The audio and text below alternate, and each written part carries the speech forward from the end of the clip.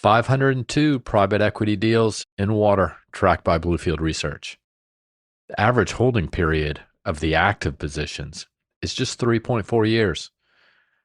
To put those two numbers together, you get a simple takeaway.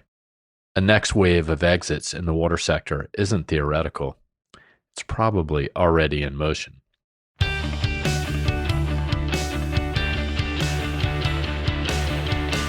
I am Reese and this is The Future of Water. Water is at the center of some of the biggest decisions facing businesses, utilities, and governments today, and you've got questions. So we're mixing it up this week for episode number 141, which I think is going to be a pretty good one.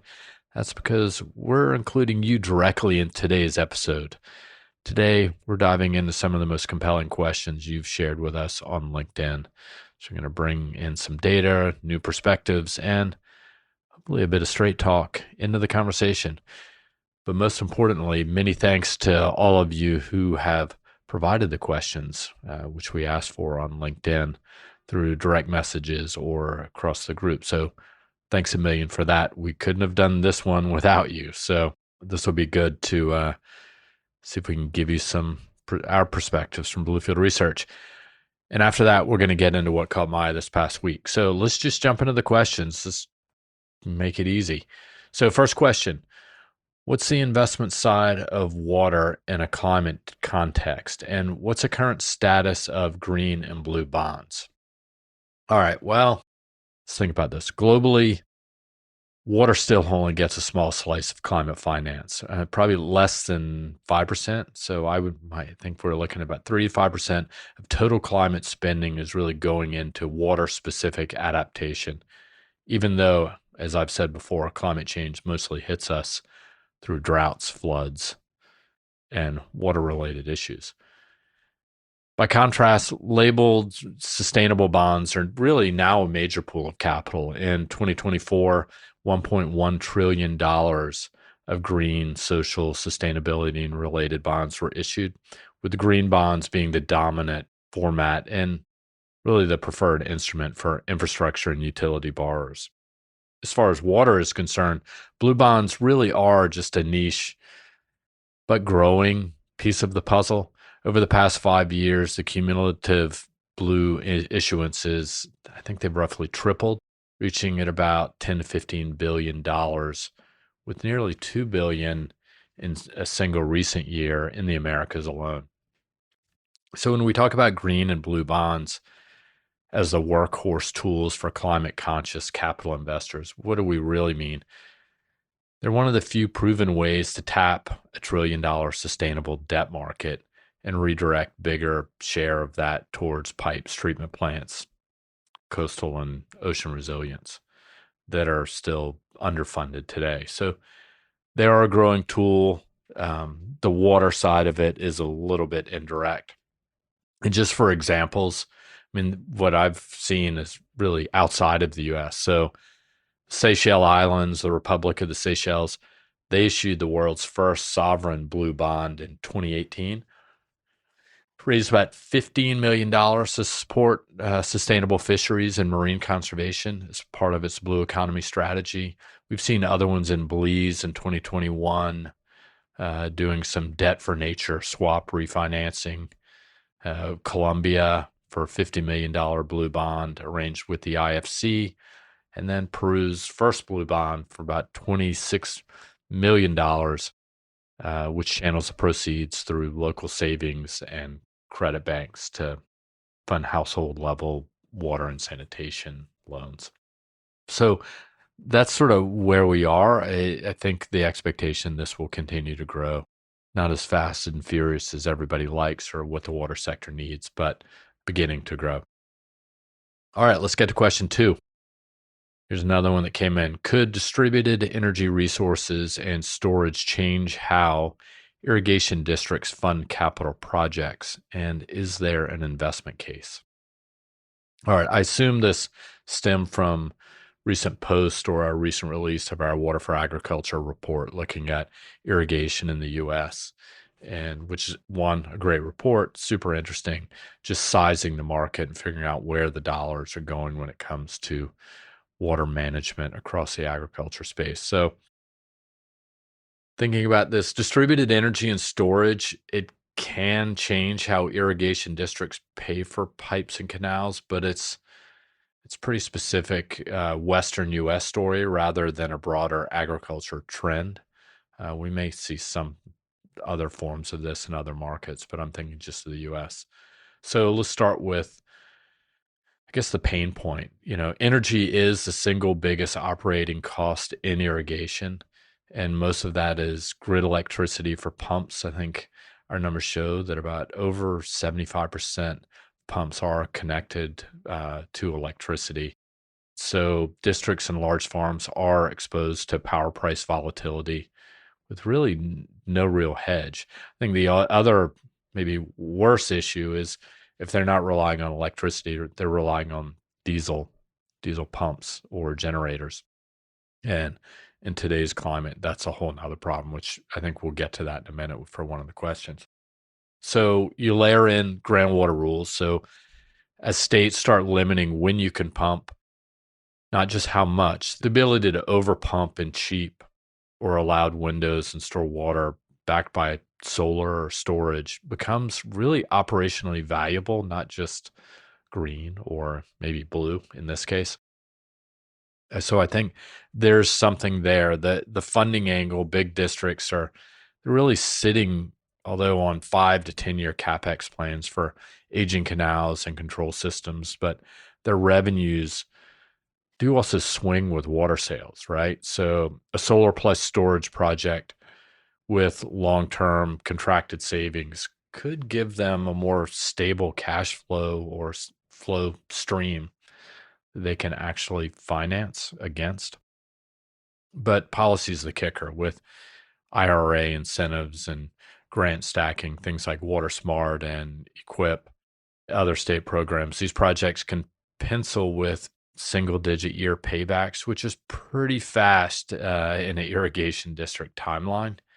At least that's our understanding. I mean, the investment case is still pretty niche. Think of portfolio of solar plus storage assets in large Western irrigation districts in places like California and Texas. So it's pretty narrow place where it's going to be. I mean, the other part of this is just the practicality of solar and other capital investments for irrigation in a market that runs on pretty thin margins. So making capital investments in a space like this is pretty tough as it is. And so, like I said, we're thinking long timelines as far as planning budgets go, which complicates it. So it's a really good question. It'll be interesting to see how it unfolds. One would think that it would happen at greater scale and at greater velocity, but there's something to be said for a very mature ag market that is not going to change really quickly at any given time.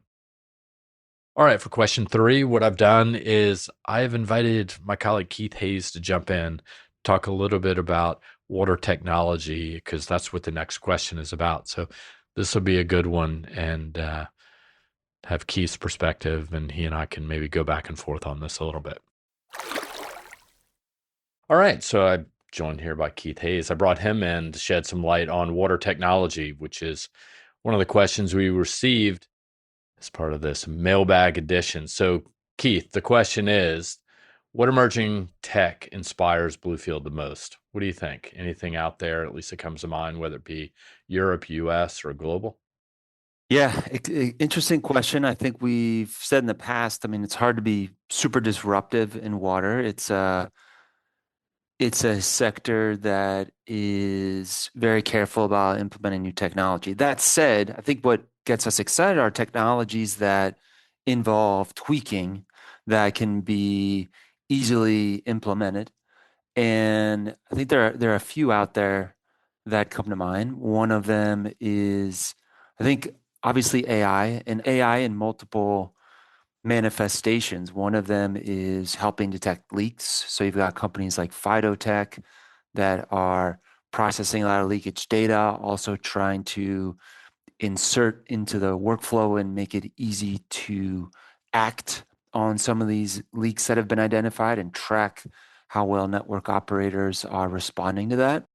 Another use of AI that we've seen, we did a white paper actually with K-Water about a year ago looking at AI-enabled water treatment plants. And there you're seeing AI being used for monitoring safety footage inside of treatment plants, chemical dosing, energy optimization. So there's a lot of small process-oriented aspects of a treatment plant that AI, and particularly the early stage machine learning aspect of AI, can help to manage. And what else? Reese, what are you thinking about this? Yeah, I mean, it's easy to get dazzled by a lot of this stuff, whether it be AI or other tech, because we hear a lot about it. And I think that's just sort of the way Silicon Valley helps us think about things. I'm just going to throw a couple things out there. One, I think it's really interesting that I don't know if anybody thinks about like the sidewalk solution with Subeka and Amazon. I think that's really interesting, leveraging Echo devices and Ring doorbells, as I've said before, even on this podcast, using that as a communications backbone to move data and information from meters, water meters in this case, to a centralized location. I think it's really smart, and it's not always necessary. It's sometimes in hard to reach places or geographies where that's applicable. I really, I don't know. Some people, think that they don't even realize that that's even applicable, that tying their everyday devices that they're in their house and they're being leveraged in some cases for the water sector. I think that's one that's really interesting. Yeah, and I think we've said in the past as well that being able to leverage digital tools, particularly, I mean, we tend to always be talking about digital when we're thinking about new tech, but the operation and maintenance aspects of water infrastructure that can be improved with digital tools comes up a lot as well. And I know, like, even on the industrial water side, being able to use AI to process water quality data coming through quality sensors inside an industrial facility is a huge deal as well. And I think we're going to be seeing more of that. Again, you've got basically a water quality monitor with a sensor and some software, not necessarily totally groundbreaking, but the way it's combined, how it's applied to the processed water in a water cycle, how it could maybe potentially identify if they're scaling on a membrane, if an RO module is not working properly. Those types of incremental monitoring, sensing type tools could have a big impact in the longer term. Yeah, I think no, I agree. And speaking of monitoring, another one that I would throw out there, and like I said, these things happen and people respond, but I think they are real. And I think there's a greater opportunity for it. And that is, let's say, the biobot technology, for wastewater based epidemiology. I think the two of us have talked about this on this podcast. There's a lot of value in wastewater, understanding what's happening within, like, I mean, what made me think of it is you were talking about industry, understanding what's happening within an industrial facility, could be a meat packing plant, it could be a community, it could be a school, understanding what are eating habits, dietary habits, is there drug use, is there some other bacteria happening within an industrial facility or a public facility. I think there's a lot of information and data there, and we are, particularly with AI, we're in this world where this data is really valuable, and one would think that big tech, broadly speaking, would be interested in that because that data can then be used for, it can be used understanding the communities, and I'll say it commercially, right? I mean, hey, if Cambridge, Massachusetts is eating a lot of beets, well, maybe we should be marketing beets to that community or whatever it might be, beet chips. So, yeah, and that's aside from where it really caught notoriety, and that was during COVID, right? And one of the challenges still remains, how do you commercialize something like that is the real market opportunity. Public health departments or cities and towns, or is it more than that? I think it could or can and probably will be more than that. It's just going to take time. Yeah.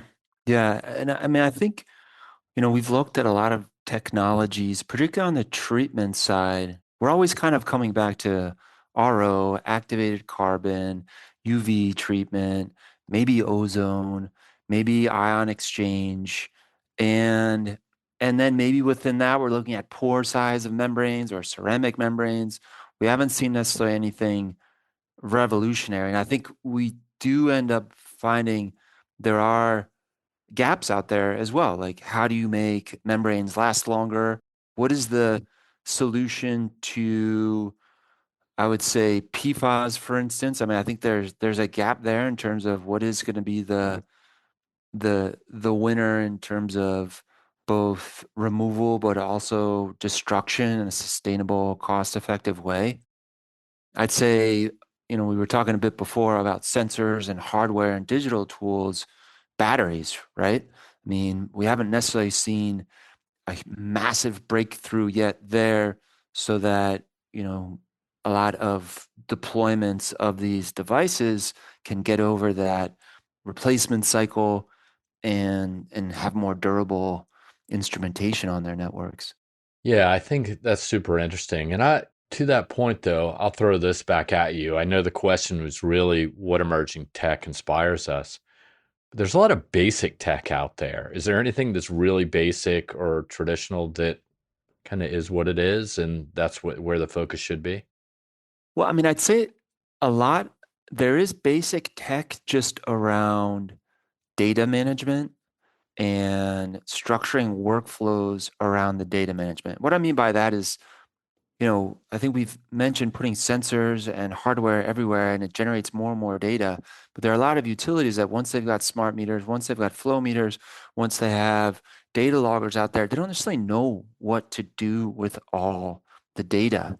So I would say having the human aspect of implementing these technologies, but thinking through the workflow and using maybe even some relatively simple data management software to make sure that everything is flowing into a place that promotes gaining insight from that data, not just accumulating it in the organizational silos that you hear about time and again. Yeah, and I was even thinking I'll even go further into basic tech because we were talking about this. You can talk about dogs. I am going to talk about dogs. I love leak sniffing dogs. Truth be told, you knew where I was going with this. That, there's a lot of tech out there. Sometimes tech is not the problem. I mean, at the end of the day, I've said that plenty of times. I've presented a million times, and tech is not the problem in the water sector. And to your point, it can be overwhelming for the utility or the industrial facility operator. And, in some cases, and there are utilities out there that are using dogs really to literally walk up and down the street and smell leaks. And they're convinced that in the US and Europe and the UK, they're doing this. And they're convinced that this works. And it sounds like it does. And all they have to do is buy a bag of dog food. I think that's super interesting and practical. Another one that I really like, and I mentioned this to you earlier, and that is ice pigging, right? To clean out pipes. It's super simple. Sending an ice slurry down pipes to clean them out. It's abrasive. Get out the fatbergs and or prevent them. And it's super basic. It's just literally, a slurry of ice and it cleans out pipes. So dogs and ice pigs to clean pipes and for leak detection. Count me in. I'm on board. I mean, also, we've coming back to this again and again. It's activated carbon. And I don't think we're saying activated carbon's been around for a long time, but it is effective in removing most contaminants. It does work with a lot of long chain PFAS. The issue we have now is how do you reactivate that carbon? We've got a capacity shortage in Europe actually to reactivate these carbon filters, but they do work. Yeah, we see companies like Chimera, they've just bought a facility. They're entering into the space of reactivating carbon. Um, yeah, and that's going to happen because of these other contaminants. And that's really if you want to call that a business model approach or shift, they see the opportunity, they see the challenge, and therefore these activated carbon companies are kind of having to add some additional capabilities to their stack. So, What about drones? I don't use or use You don't use drones? my kids use drones. I'm not sure for what, but they're just Christmas presents, but they're not big.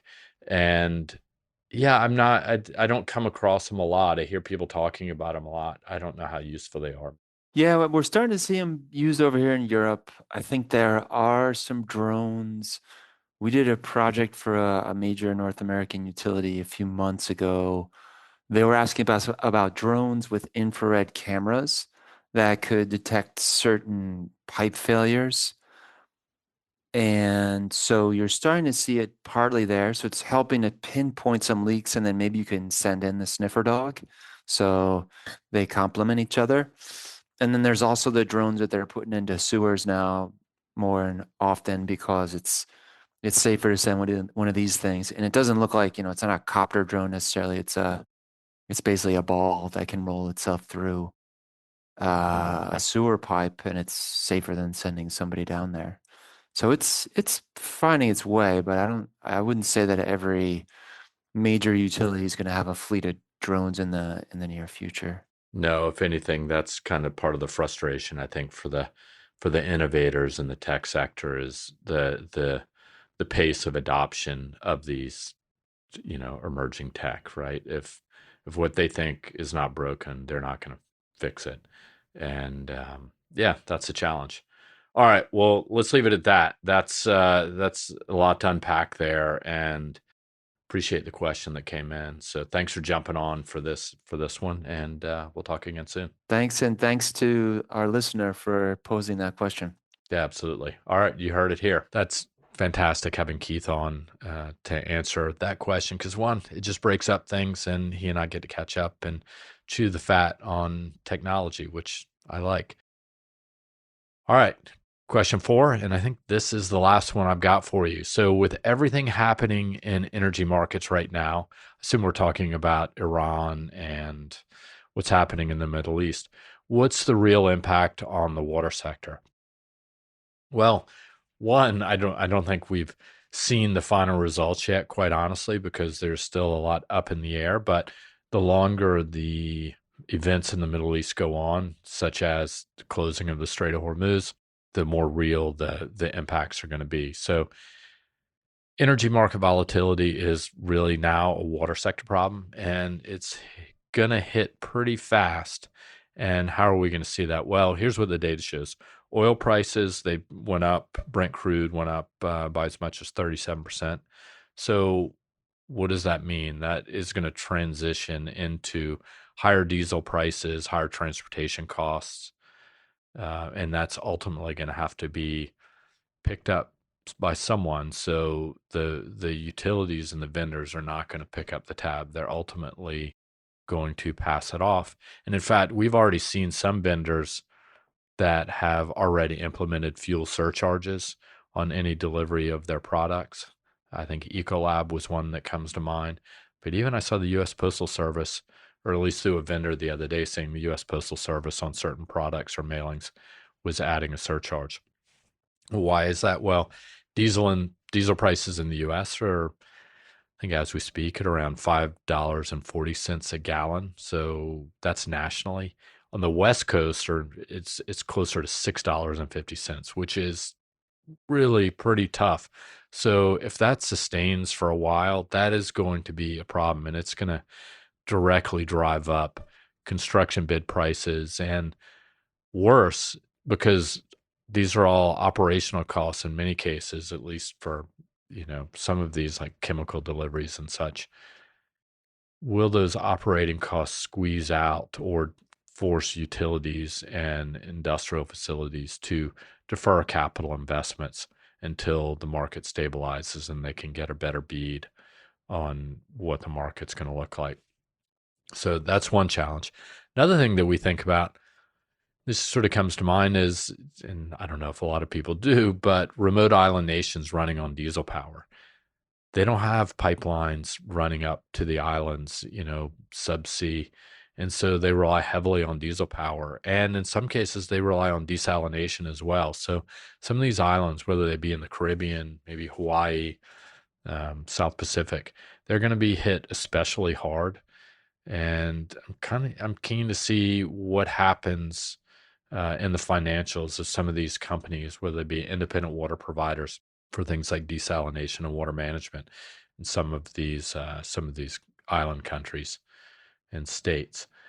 So that'll be, that's one aspect. Another is just Europe. I think maybe this is probably the most obvious and or pressing impact is natural gas prices being up.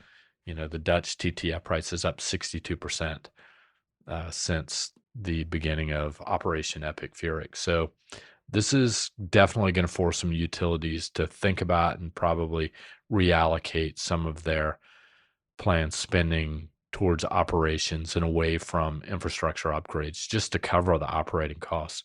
When you're looking at energy making up 40 to 50% of wastewater treatment costs, for blowers, aeration, et cetera, it's gotten expensive really fast. And if they're relying on electric power, but also fossil fuel, natural gas fired generation, then that's going to make it definitely worse. And when you compare that to the U.S., I think we're definitely spoiled when it comes to particularly natural gas markets. We're definitely still insulated. Natural gas is not a global commodity like oil is. And so, in oil, while we are energy independent, we're not necessarily price independent. So that's why we're seeing higher gasoline and diesel prices. Whereas natural gas, we're somewhat insulated. But at the end of the day, here's the real, probably most important point, and that is volatility is the real disruptor. This is something we sort of experienced through COVID, and then we sort of hit the wave of tariffs that came about as people tried to figure out were they going to stay in place, were they not. It's really the rapid, unpredictable swings, such as energy prices, that make capital planning extraordinarily difficult. And when it comes to capital budgets, utilities are likely going to kind of drop their pencil until things stabilize as long as they can, because one thing is they can take in RFPs and bids for certain things, but by the time the project comes around, they may get a 20% change order. So if they don't have to do it, they're going to push back as far as they can. So the investment implication is clear, though, that next quarter's financial results across the top companies in water, we just released Q1. So it was really a look at the year-end results for many of the top 50 companies in water, publicly traded, that is. And they weren't really or haven't really talked about the impacts of Iran and energy markets in the Strait of Hormuz, because by the time of their financial release, they didn't know at that point. But the next quarter is really going to be an interesting tell, and we'll be on the lookout for that. So with that being said, that's 4 questions that you sent to us. Hopefully we gave you good answers that are useful. I really appreciate it. We couldn't have done this episode without you. And this is something we'd like to get listeners more involved in. So with some success, we will do this maybe on a more regular basis, not to supersede what we already do on the Future of Water, but we like this because we want more interaction. And LinkedIn has been the channel to collect those questions, whether they be through the group, like I said, or direct mail to me or to Bluefield itself. So thanks again to everybody who submitted questions. And like anything else, if you have questions going forward, you can always reach out to us at waterexperts@bluefieldresearch.com.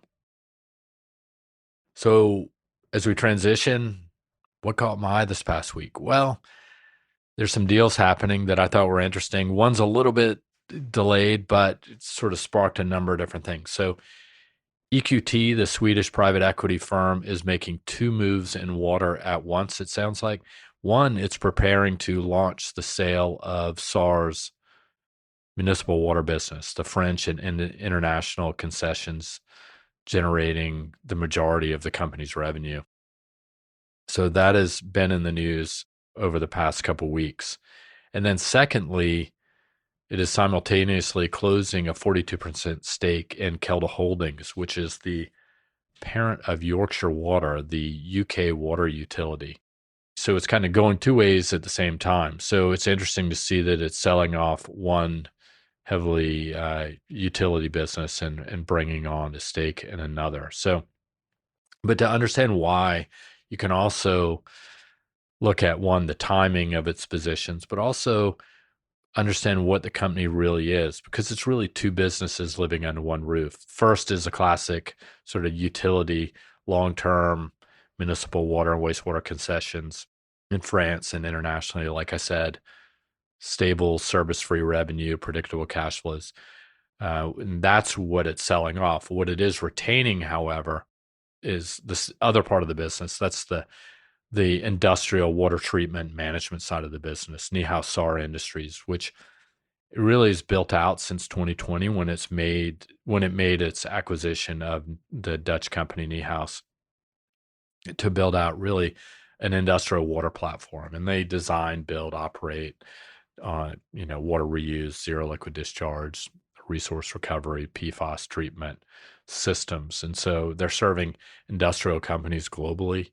And one looks like infrastructure, the other looks more like a growth and or technology bet. So the other thing that, when I see this deal, what are some of the things that we think about? And that is, one, I think the industrial business, I think it's got room to grow. I think there's a lot of focus on that space. I don't get a sense that, at least the numbers that I've seen, it's not the industrial side of the business is not growing as much as they want or as well as they would like it to. So that's one aspect of it, and that's super interesting. I think the other is, its acquisition of the position in Yorkshire Water. The UK water market is definitely fairly charged right now. So as a new owner, they're going to face intense scrutiny on things like leakage, service delivery to justify the prices that they've spent. There are all sorts of violation issues in the UK that the public is really upset about. And Yorkshire Water arrives with real baggage. Like I said, sewage penalties, executive pay controversy. So EQT's credibility could get built or broken on operational improvements at the utility Yorkshire Water. Now, granted, it's a 42% position, not the majority. Another thing that I think lastly that is interesting is EQT is not alone. I think it's worth mentioning, when I saw these deals happening, it made me also think of my colleague Antonio Del Olmo, who he's been looking at Anton's launch sale of Indagua, the Portuguese water and wastewater concession.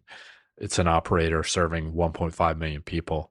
And I think they're targeting a deal worth about 1.2 billion, which is about 16 times EBITDA. So it's a pretty big deal. The multiple is definitely a number to remember if this is what exactly it's going to be. And Antonio is all over this. If you're interested in learning more about this deal or also what else is happening in Europe, he's definitely worth a reach out. And you've heard him on this podcast, you can reach out to him at waterexperts@bluefieldresearch.com, or you can just reach out to me directly and I can make the introduction. So yeah, that's what caught my eye this past week. EQT, private equity, what's happening with the Indagua deal, a lot happening in Europe water, a lot of moving and shaking. So it'll be interesting to see how this plays out over the next couple quarters. So with that being said, that's our mailbag edition of the Future Water Podcast for this episode, number 141. Thanks for the questions once again. Thanks for listening. If you have ideas for topics that we should tackle, you can always reach out to us at waterexperts@bluefieldresearch.com. If you need to learn more about some of the topics we've discussed today, bluefieldresearch.com, pretty straightforward. But in any case, this is the Future Water from Bluefield Research. Until we talk again, be well, be safe, and take care.